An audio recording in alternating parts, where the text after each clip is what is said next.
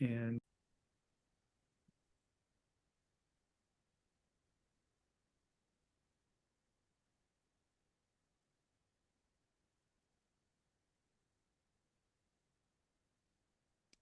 all right. Welcome to the People Strategy Forum podcast. We're a show that guides leaders and senior HR professionals on how to elevate the workforce overall. And we believe that people are at the heart of successful organizations, and that team members, their well-being, rewards, career development, and they're all essential to a happy, healthy, and highly productive workforce. So this show discusses the practical and effective leadership strategies for top executives, senior HR professionals, and talent managers overall. So we have a number of hosts here today. First of all, I want to introduce Howard Niswitz. He's a seasoned veteran in compensation and HR practitioners in strategies like that. And so he's been around for 30 years in this field. And so has plenty of knowledge in that area. So happy to have him here. And then also Sumit Singla. Sumit Singla is out of India. He comes with a deep pedigree working with many consultancies such as Deloitte, Aon, and Accenture, and GE, and so forth. So he brings a lot of knowledge for multinational companies and so forth. So happy to have our team here. So unfortunately, we have Shar is not able to join us today. She is taking some time off, which is always good to take time off. So I'm glad that she's doing that. But I would like to introduce our expert contributor here. So today we're going to be diving into the art of creating a distinctive workplace, an employer brand that attracts. And Bryan Adams is an expert in this. He's the founder and CEO of Ph.Creative. And so Bryan stands at the forefront of employer branding, wielding over 19 years of expertise to architect the employer brands of titans like Apple and Nike and American Airlines, and all across the globe. So we're really fortunate to have him here. He's also a best-selling author and an electrifying speaker. So as you're going to see, that Bryan's very engaging. We're going to talk a little bit about his book today, which I'm looking forward to. And so, Bryan, before we get into your book, I mean, your book is Give and Get around employer branding. And I know you have a very unique approach there, as we're showing here, repel the many and compel the few with impact, purpose, and belonging. And I think this is a really interesting approach, and is a very important approach on how we're thinking about bringing the right people to the table. So I'm desperately wanting to get into the discussion here. But first, before we get there, please tell us a little bit about yourself. I mean, how did you get into this field, and what gave you for a passion around helping companies create their unique brand that attracts the best people? Yeah, well, first of all, Sam, thanks for having me on. Pleasure to be here. I love talking about this, so really appreciate the opportunity to get into the discussion. So in March, it'll be 20 years I started Ph.Creative, and it was a spontaneous decision because I was poorly treated by my boss at the time. He belittled me in front of about 50 people. I went home and just quietly decided never to go back and started Ph.Creative the next day. And we started off as a branding company, branding and marketing. So that's my background. That's what I did at school.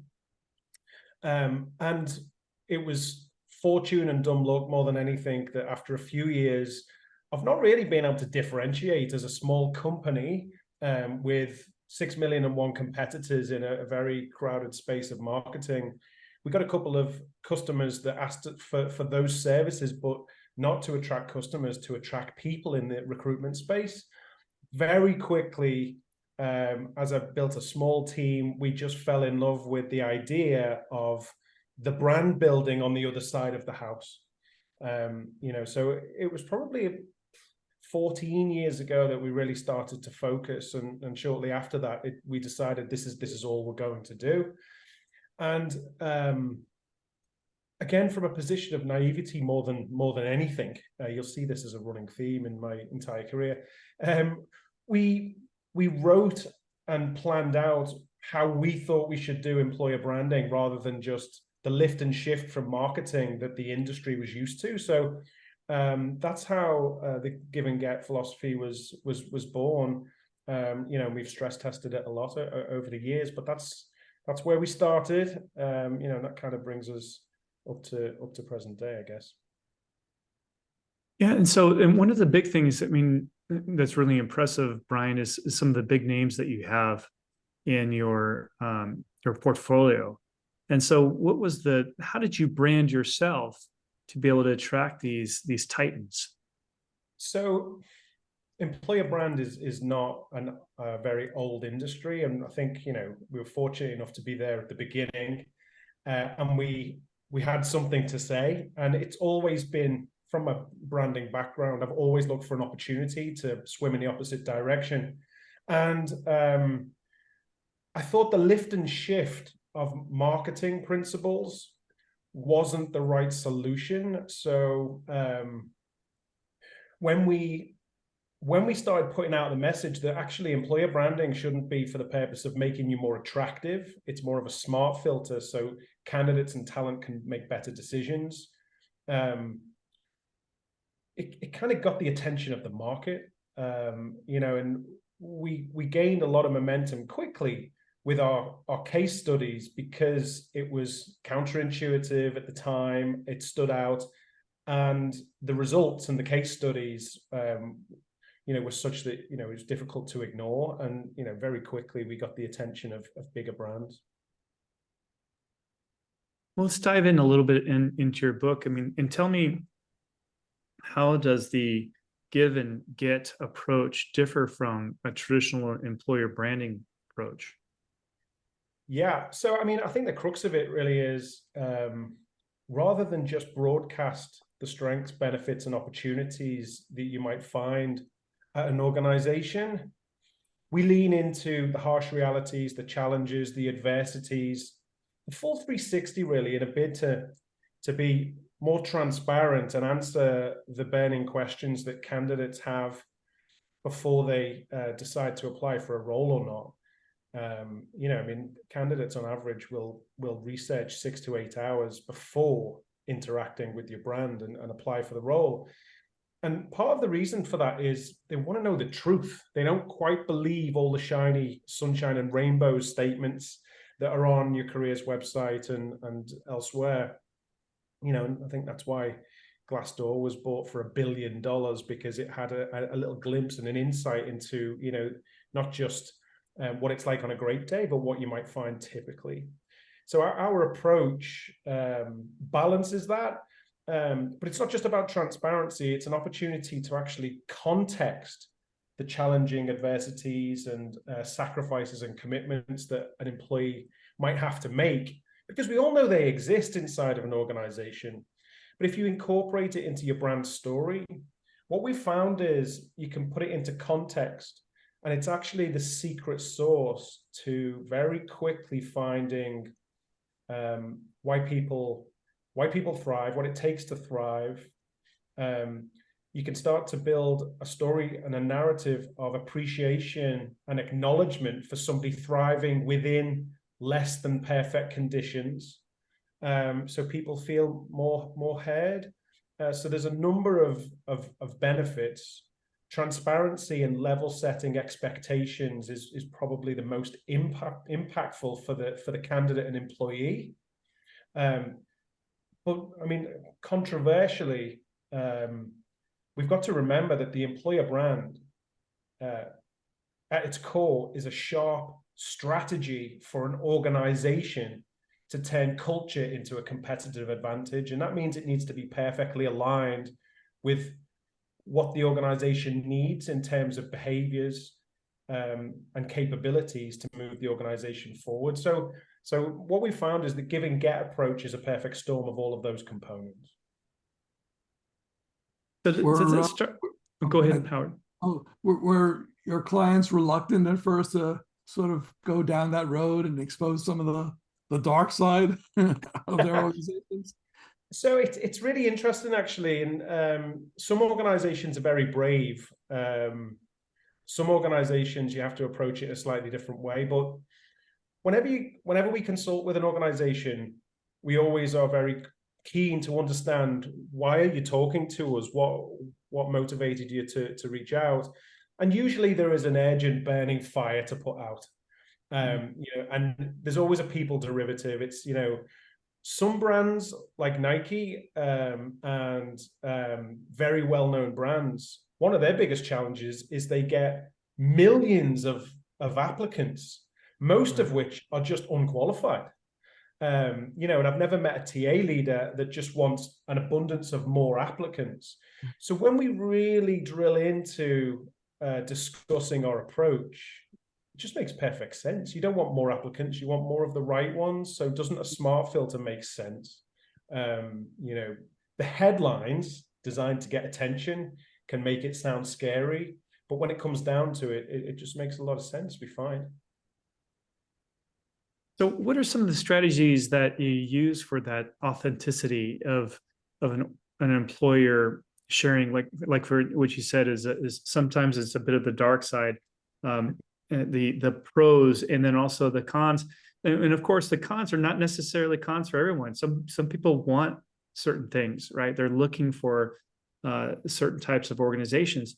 And so it's just finding the right fit overall. But tell us how you kind of bring that out. Yeah, so let me give you an example. When we went into Apple and did all the research, and essentially part of the role is to hold a mirror up and say, hey, this is what we found. Across the board, it was very apparent that there's not a lot of work-life balance in a lot of Apple. You have to sort of leave your soul at the door and expect blood, sweat, and tears, and you've got to do your best work. And when you've done that, we're going to give you more work to do, and that needs to be great as well. But it's exactly what you said, Sam. Like what we found was there was people there that were so obsessive about the brand, so obsessive about the legacy and the heritage and what Apple stood for, and obsessed about coding or whatever they do on a day-to-day, that they absolutely thrived in those conditions. Now, we've worked with Microsoft as well, and on paper, they look like very similar organizations, but I can tell you the culture couldn't be more different. So being upfront with that and talking about what it's really like in context of not why people join, but why they stay and how they find purpose, impact, and belonging is the big unlock. And just like you said, somebody will see a challenge and run away from it as fast as they can, and some will lean in because they're really excited to take it on.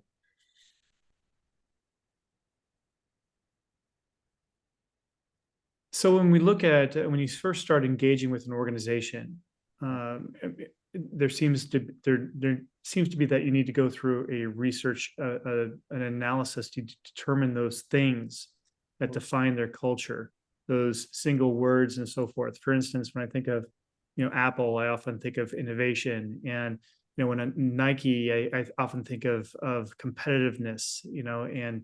And so what is that process that you use to kind of understand what the culture is all about to be able to form your message? Yeah, so it does come down to research, and there's three aspects to it. There's the leadership view to understand the direction of travel of the organization, and what are we trying to build to solve for, and where is the organization going? What do we need to build to help drive that forward?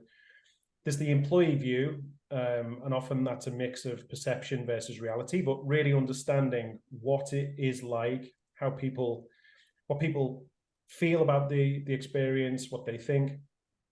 And then there's the market view. How do you differentiate and stand amongst your talent competitors? The research then, it really needs to be representative of all areas of the business. So we use a mix of qualitative and quantitative research techniques to get to the heart of the truth. We always say data tells you what, but people tell you why. So looking for the common thread right across the organization. There might be different experiences, but what's the red thread right the way across? And then distilling that down and pulling it together and building a strategy. And our goal is to perfectly align. If you imagine a Venn diagram with two circles, we want to really overlap what people want and how they feel a source of purpose, impact, and belonging, and what the organization needs to move forward. And if we can create alignment, we know we're in the right ballpark, and that's where the science meets the art, and we try and craft something that, you know, bottles the magic and explains the tip of the iceberg in terms of the story we want to tell. So if we could dive into that a little bit more, as far as what you believe are the critical elements of the employee value proposition that really drives that attraction, that in that employer brand that is so critical. Yeah, I mean, when it comes down to it, the EVP is there to set expectations, and it needs to be both authentic, but it needs to be compelling, not attractive, but compelling. So what's the difference? The difference is substance. It needs to stand for something. And there's 3 layers of employer brand strategy. First is the reputation. That's designed to get attention. Next is the proposition, which is setting expectations. And then finally is the talent experience. How does it show up authentically, and how does that make people feel?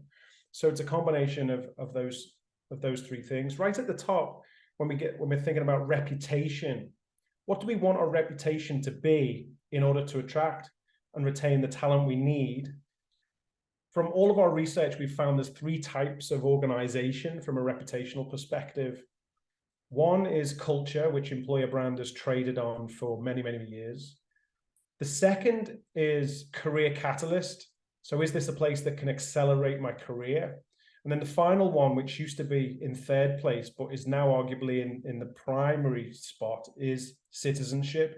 People are making career decisions based on whether they can go to sleep at night with a clean conscience.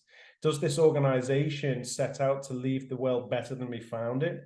Especially with Gen Z and millennials, and like that's the way the world is heading. So it's a combination of those ingredients, finding what authentically aligns with the organization, and out of that comes a message that compels the right people to join and stay. Do you find that I mean, these are really important elements you're talking about, the career catalyst, the citizenship, and so forth. Do you find that these are relatively consistent regardless of the demographics that make up an organization, or is there somewhat of a mix or change that you see? Yeah, I mean, it's very easy for me to just say this quickly and it sounds super simple. Actually, it is simple. It's not easy, but it's simple. What I'm talking about here, after nearly 20 years of doing the research and looking at many, many different organizations, are essentially the big buckets of human truths.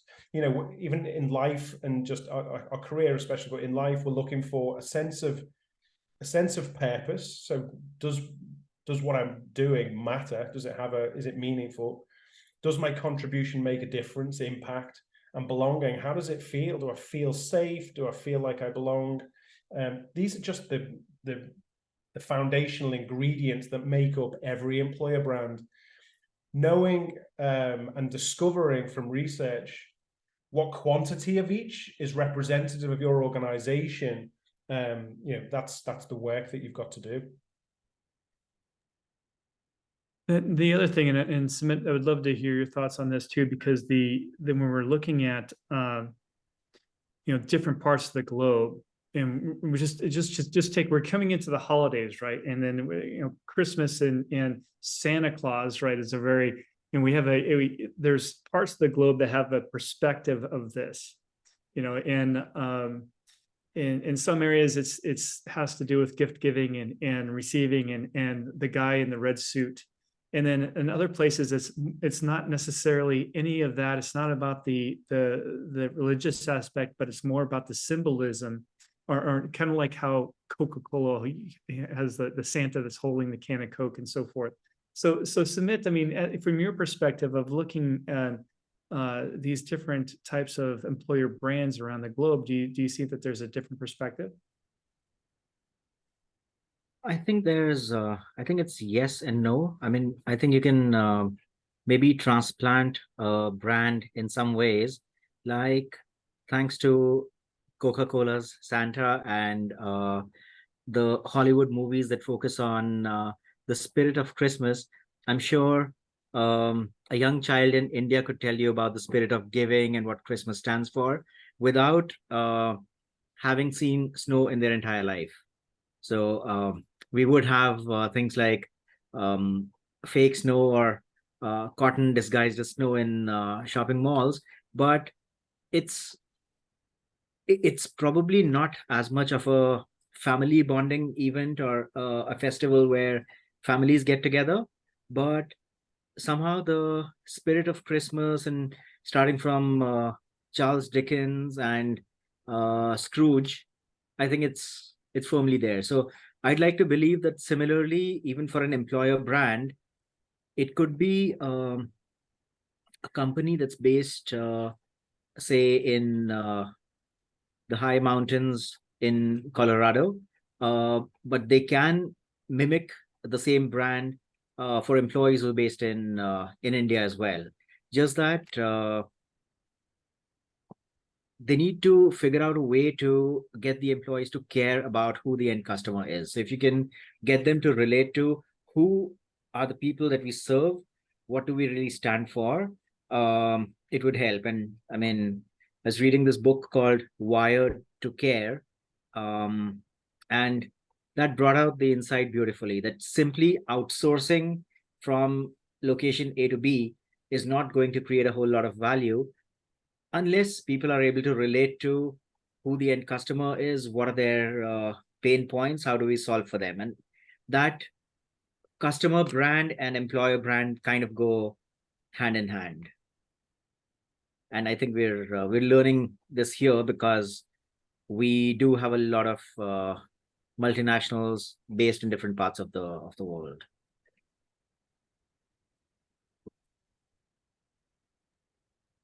So Bryan, I mean, a lot of things when you're dealing with some differences across the globe, how different brands are have it perceived across the globe, and then just the mutability of what's going on in the world, the change and so forth. Do you find that an employer brand needs to be retargeted on a more frequent basis than it has in the past? So what's interesting about that is, you're absolutely right. I mean, a clear and confident employer brand will have a North Star, an element of consistency that will stand the test of time. But with that confidence comes agility and the ability to flex and localize, so you have something meaningful at a local level. And that's really important. Getting that balance for a global brand with a complex talent audience is absolutely essential. And if you take the Christmas example, actually, I was just thinking about that. If we agree that the North Star is this sense of togetherness and the value of giving, that kind of relates to the vision of an organization or the purpose of an organization, which is never going to change. So the essence of that will show up all around the world, but it will show up very differently. But that's okay. Because if I say to you resilience and hard work, we can all identify what that means to us. We can all share the same sentiment of being resilient and all of those things. The context and perspective might be different, but that's where authenticity comes. So it really is the balance of those two things.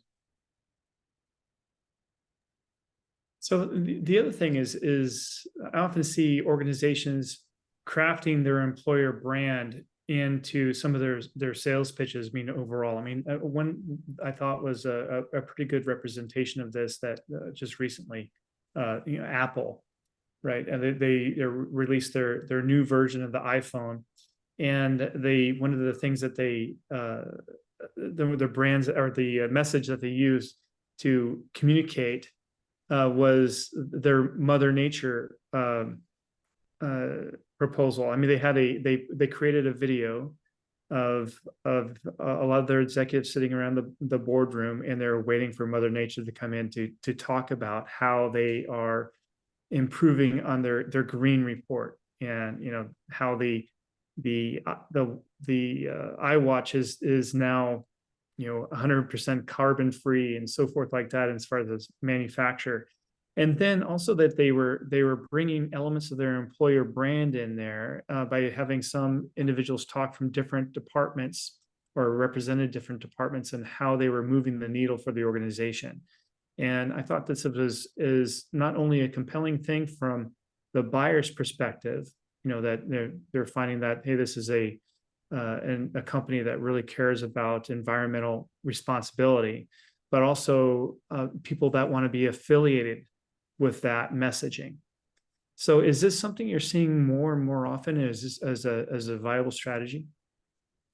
Yeah, absolutely. And the world of employer branding is starting to emerge as a recognized means of amping up a brand with authenticity and being a point of difference. And we're in a society of brand identity. Like, more and more people are choosing brands based on how they make them feel, and it becomes enveloped on like sort of who they see themselves as. So this idea of citizenship is certainly crossing the line from just employer brand and is emerging as an extremely important aspect of brand equity that can really give you an authentic message that people are looking for. And just like on the employer brand side, there's plenty of evidence now that suggests that consumer behavior is swayed by the ethics of an organization, the purpose and what they stand for. And when you see marketing dollars being swayed by that, then organizations tend to listen. So we are now working with a lot more CMOs than we used to, and steering groups that are made up from a collection of C-suite leaders, because everybody's bought into the value of the convergence of the message, what the brand stands for, how you treat your people, and how the people are making a difference to the world, not just their consumer audience. And one of the things that you mentioned earlier, as far as the messaging from the people, that the talent experience that people are having in the role. And so what are the mechanisms that employers are using to communicate that experience as far as their brand and how people are experiencing that in their role? So again, this is super fascinating. I mean, I'm a lifelong student of story and story architecture. And I've studied people like Robert McKee, who's like the Yoda of story. He said, if your brain was hardware, story is the software we run to make sense of the world, which I absolutely love. That makes a lot of sense to me. The human-centric stories you're able to tell about the employee experience can be very, very powerful. But it's going one step further now, and I would argue that we're seeing a world of story doing, where we have to actually do things that make a difference and prove the things that we're claiming.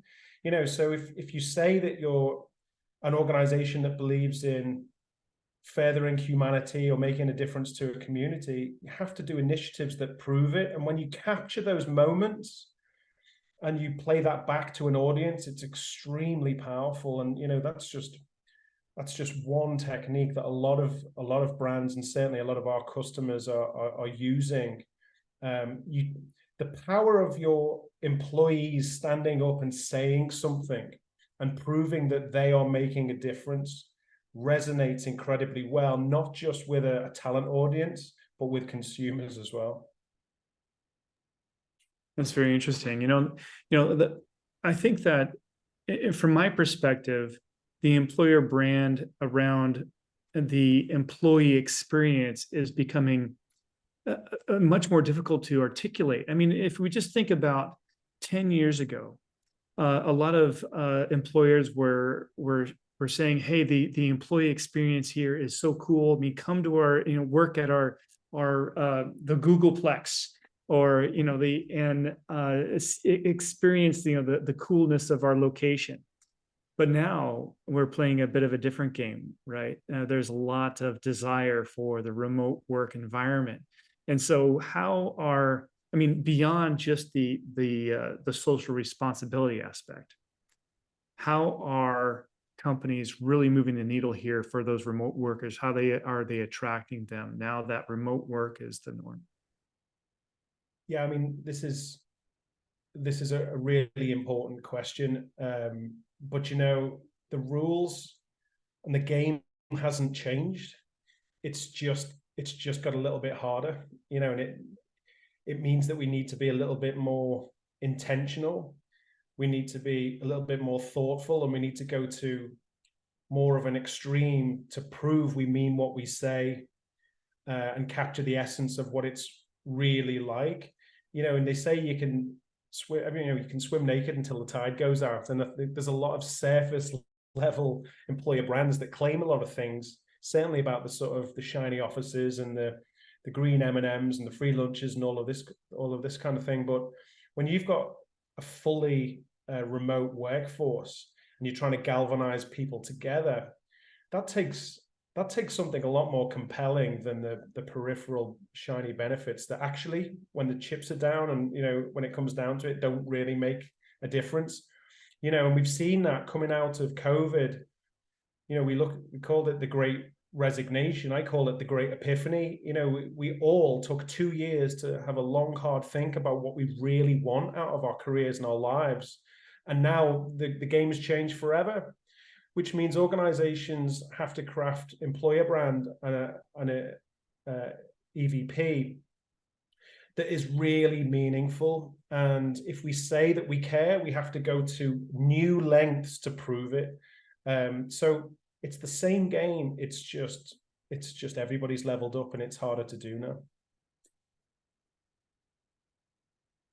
So I've got one question here, Bryan. Like you said, it's harder to do. Also, I think one of the aspects that's changed in the last decade or so is the fact that information is available freely. So your employer brand isn't something that you can guard and protect. It's probably almost organic in its growth.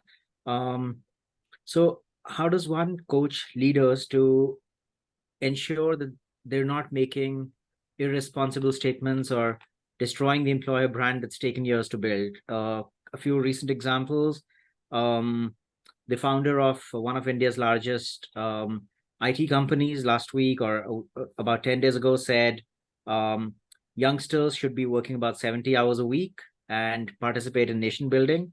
And LinkedIn went into meltdown because obviously there were people who were saying, no, he's been misinterpreted and he's right. And there were, of course, folks like me who said this is ridiculous. And the entire industry has been struggling to make it sound less like a sweatshop, but obviously such statements don't do it any favors. So how does one kind of help leaders to realize what the brand is and actually embody it rather than it just existing on paper? It's such a good question. And they say reputation can take years to build and seconds to fall down. And I think that's a really good example, because when somebody says something like that, the reality is there's probably some truth in around, like they've probably seen the actual culture in that organization. There's probably some truth to it. The employer brand can't be a piece of communications, and it's certainly not a one and done. It needs to have an element of conviction, and this is where it needs to align with brand and business strategy. So if you talk about work-life balance, or if you talk about quality of life, there has to be some element of commitment to that, and it's your job to prove it.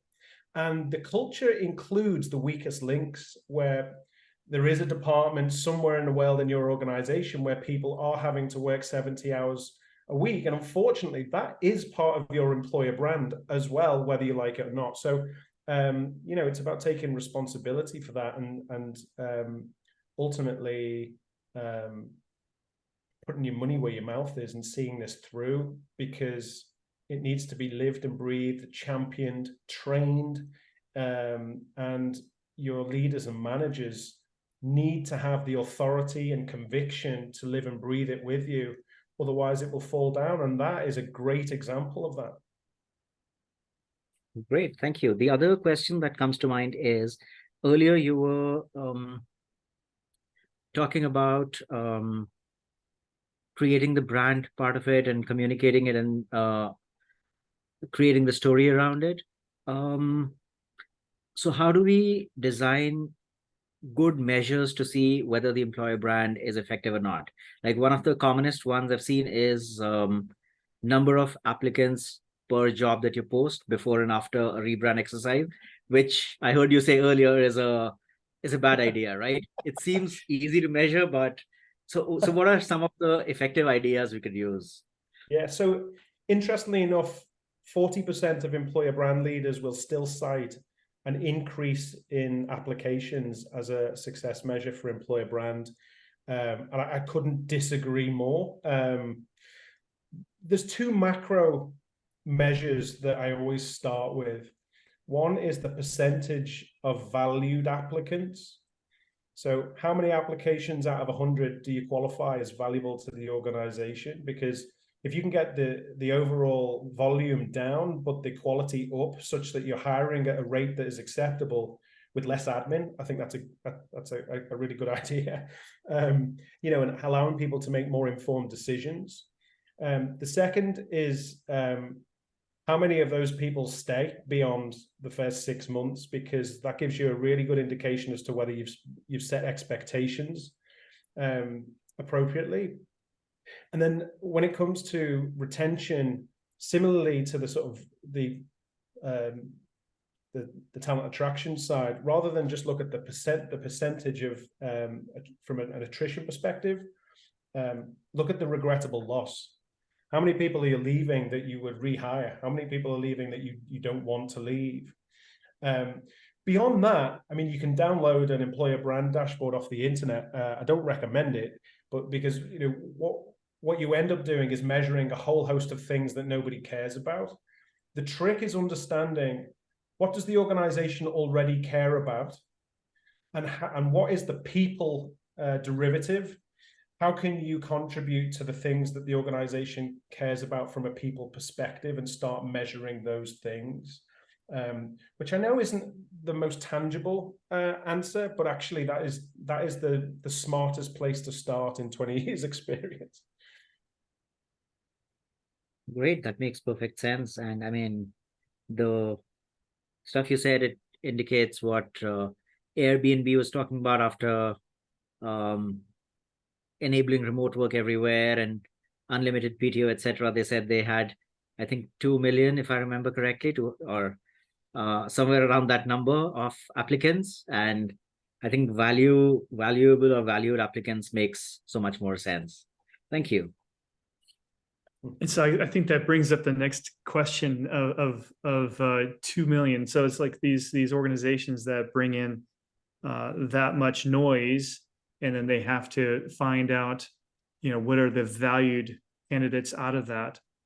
How is artificial intelligence impacting your area as far as in as a brand crafter?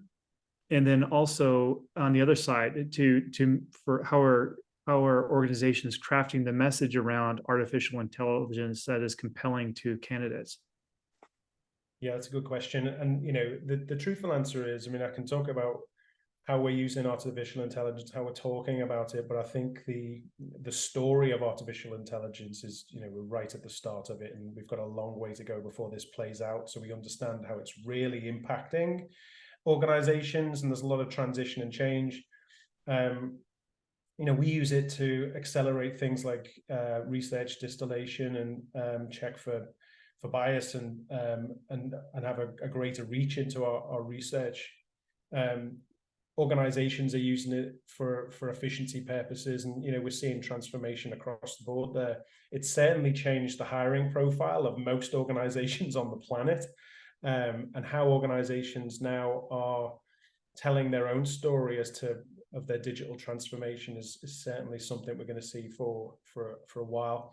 Something that we're not talking about enough is how artificial intelligence is changing the landscape of candidates, and how candidates are using artificial intelligence to show up as their best bionic self, and how our organizations now gearing up to deal with a swathe of candidates who, by and large, have all used ChatGPT to spit out the best resume that's perfectly aligned to the job description, so they enter the process. We're still in its infancy, and I think there's a long way to go to see how it plays out sustainably. But I think we always say this, we've said it time and time again. It's not the tools, it's how you use the tools. And I think if artificial intelligence allows us to create more space to remember that we're human, and to connect with more resonance on an emotional level around what the brand stands for and how it might feel to be part of it, I think, we're not going to lose sight of what we're all trying to achieve. Definitely agreed there.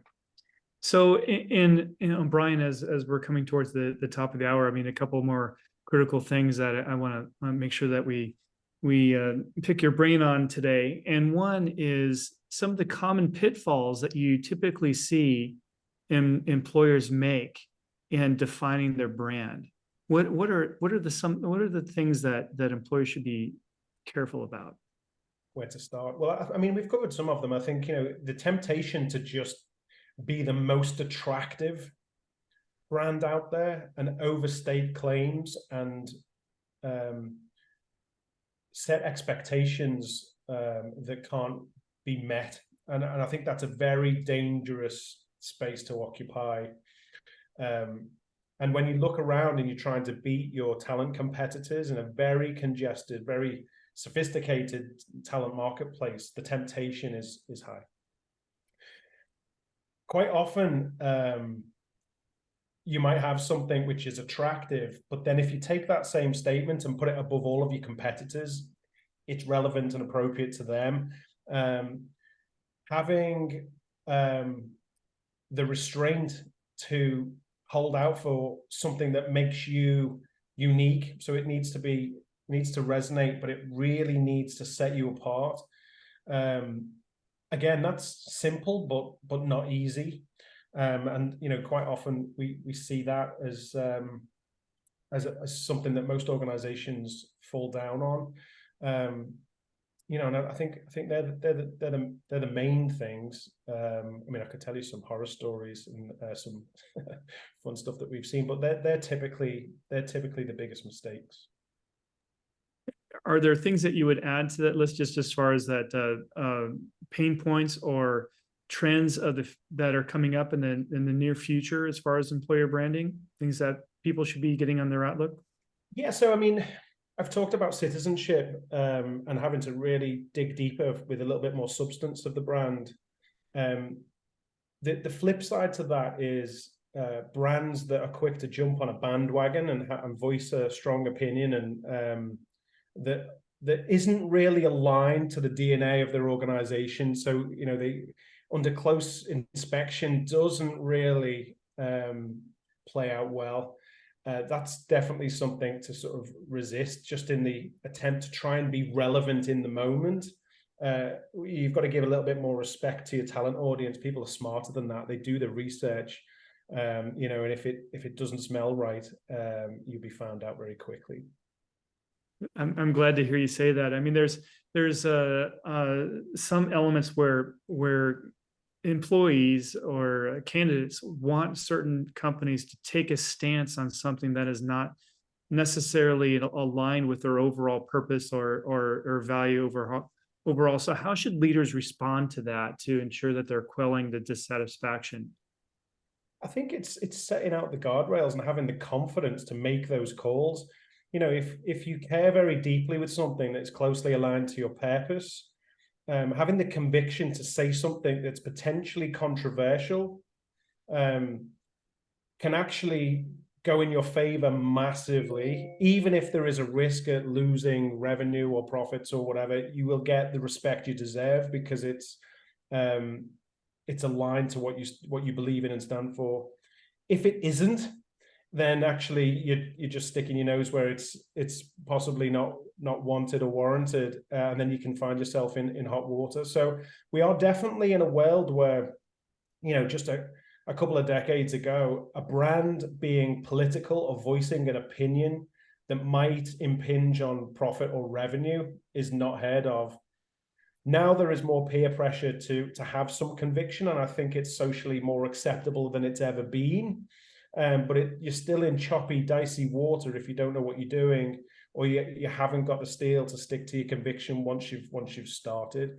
And I think some brands over the last 5 or so years have been caught out by voicing an opinion where actually it doesn't further their own agenda, and they can't back up their claims or articulate why they're in that particular argument. Bryan, Great, I jump, so just wanted to thank you. Really fascinating today. Pleasure. Thank you so much. Okay, take care. Bye. Yeah, we are arriving at the top of the hour here, so I do want to see if any of our listeners out there have any questions that they would like to ask Bryan. And then as you're thinking about that, let me go ahead and bring up our next week's speaker. So we're going to have Sophie Jenke from Gradar come out and speak to us about competencies and how they can be used for career progression for people. And so I think we're in a time right now where there's a lot of employees that are wondering how they can advance in their career and what competencies need to be now known for their position so that they can advance. I mean, one of the common challenges that a lot of employers are facing right now is nearshoring, and as a result of that, some upskilling that is needed for a lot of the jobs that are out there. So it's important for employers to communicate clearly what are those skill sets that are now new to the positions, such as we talked about AI as one of them. And so what are those new competencies, and how can people be successful in ramping up and upskilling? Great. Well, it's been a wonderful discussion. Let me see here. We have, do we have any questions there, Sumit? Not so far, although I do have one question, which is, so in the current economic uncertainty that's all around the world, we probably cannot avoid layoffs for various reasons. How does a company preserve or protect its employer brand while having to let people go? Yeah, that's a great question. And I think in the last few years, we've seen a litany of examples of how to do it and how not to do it. And I think honesty, dignity, and grace is the sort of guardrails. And we've seen leaders like, I mean, I'm not a huge fan of Meta, but I've got to respect how they handled their round of layoffs. You mentioned Airbnb, which I think their stock and their brand equity went up after their layoff because of how they handled that. We've seen stories of people being fired with mass text messages, and people just feel horrifically bad about that for obvious reasons. And it plays into a thought where, if you think about your talent audience, you have a lot of employees, but if you're an organization that's going to be around for a while and you want to build a sustainable brand, the biggest talent audience is probably your alumni. And if you think about it, they grow in seniority and influence, and they can be incredibly powerful in terms of advocacy and ambassadorship if it's harnessed and done right. Every time you go through this and you don't do it with dignity, respect, and grace, you're putting that alumni community at risk. And I think the best way to sustainably protect a reputation as an employer is to think about people even after they've left your organization. So it's a great question. I think the challenge with alumni is it's never on fire, it's never burning, and it's never an immediate urgent priority, but it is the key to sustainable employer brand reputation. Thank you for that, Bryan. A lot of great wisdom shared for sure. So I know a lot of our listeners out there are saying, it's like, well, does Ph.Creative or would they be interested in my size of organization, or how can I learn more from Bryan? So how would you respond to that, Bryan? Well, I'm always prevalent on LinkedIn. Feel free to connect on LinkedIn. We run 2 different types of employer brand sprints. So it's a 2 to 3 week online learning experience with cohorts, with live sessions, and plenty of video lessons and downloads and tools and templates that can be found on our website, which is ph-creative.com. So please do check that out. And of course, the Give and Get is available on Amazon and all good bookshops. Excellent. Thank you so much, Bryan, for being with us today. And this has been a great conversation, a huge amount of value that's going to be helpful for many of our listeners. So thank you. Thank you so much. Well, pleasure's mine, Sam. Thanks for having me on. Great. Thank you for Well, the thank you, insights, everyone. Bryan. Thanks, Sam. Yes. And thank you all for joining us on the People Strategy Forum. And we'll see you next week. Take care. Take care now. Bye, everyone. Bye.